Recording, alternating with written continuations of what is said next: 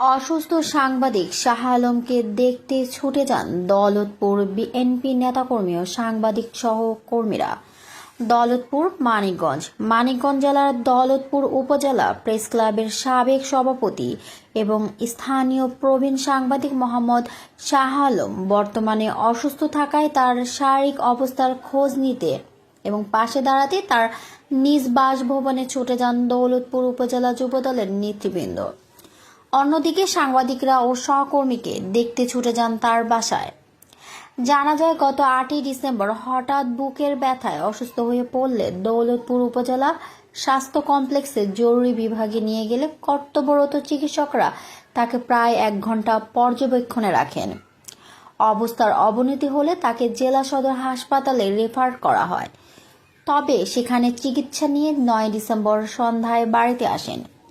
খবর শুনে উপজেলা যুবদলের একটি প্রতিনিধি দল মঙ্গলবার 9 ডিসেম্বর 2025 সন্ধ্যা 7টার দিকে সাংবাদিক মোহাম্মদ শাহ আলমের বাসভবনে পৌঁছান।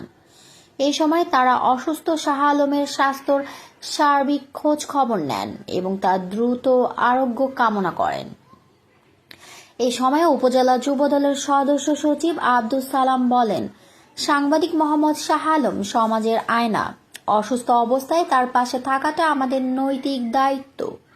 তারা প্রবীণ এই সাংবাদিকের সুচিকিৎসার জন্য সব ধরনের সহযোগিতা করার আশ্বাস দেন।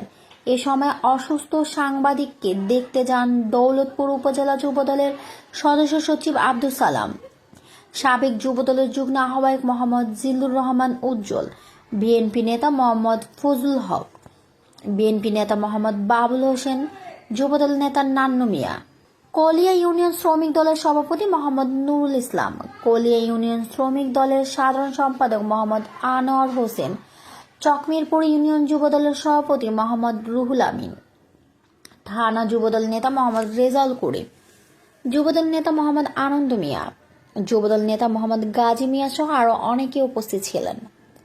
এছাড়া হাসপাতালে ছুটে যান দৌলতপুর বাজার বণিক সমিতির প্রধান সমন্বয়ক ও মতিলাল ডিগ্রি কলেজের সাবেক জিএস বিএনপি নেতা মোহাম্মদ আরফান আলী, মেটলাইফের ইউনিট ম্যানেজার মোহাম্মদ রমজান আলী, জেলা বিএনপির আহ্বায়ক কমিটির সদস্য ও দৌলতপুর উপজেলা বিএনপির সাংগঠনিক সম্পাদক নুরুল ইসলাম। এদিকে তাকে দেখতে সাংবাদিকরা সহকর্মীরা হাসপাতালেও বাসায় ছুটে যান। এ সময় তার শারীরিক খোঁজ খবর নেন প্রেস ক্লাবের সভাপতি মোহাম্মদ পলাশ মিয়া মামুন। হাসপাতালে সব সময় পাশে থাকেন প্রেস ক্লাবের সাধারণ সম্পাদক ও ইত্তেফাক পত্রিকার প্রতিনিধি মোহাম্মদ সালমান খান, প্রেস ক্লাবের সাবেক সহসভাপতি মোহাম্মদ মাসুদুর রহমান, ইনকিলাব পত্রিকার প্রতিনিধি মোহাম্মদ আমিনুল ইসলাম, প্রতিদিনের সংবাদ প্রতিনিধি এসকে রাসেল, আমান নিউজ প্রতিনিধি Atiqur Rahman, BM television channel প্রতিনিধি মিজানুর রহমান সহ তার শোভা ও শুভাকাঙ্ক্ষীরা। এ সময় প্রেস ক্লাবের সাবেক সভাপতি সাংবাদিক মোহাম্মদ শাহ আলম যুবদলের নেতাকর্মীদের প্রতি, সাংবাদিকদের প্রতি ও আত্মীয় স্বজনদের প্রতি কৃতজ্ঞতা প্রকাশ করেন।